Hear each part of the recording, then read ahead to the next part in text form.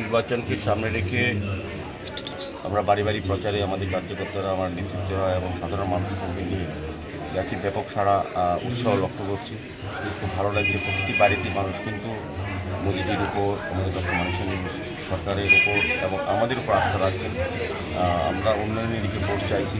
আমাদের কেন্দ্র সরকার, রাজ্য সরকার, পৌর নিগম যে কাজ করেছে আগরতলা শহরবাসী সহ রামনগরবাসীর জন্য আমরা ভোট চাইছি। ব্যাপক সারা লক্ষ্য করছি।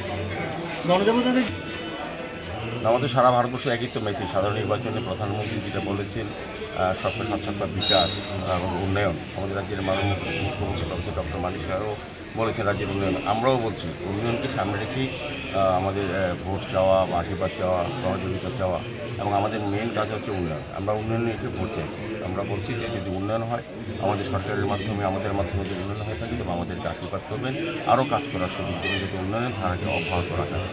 কিছু কিছু মানুষের অভিযোগ সেগুলো জানি না। আমাদের রামনগরে যে সরকার অনেক কাজ করেছেন এলাকার আমাদের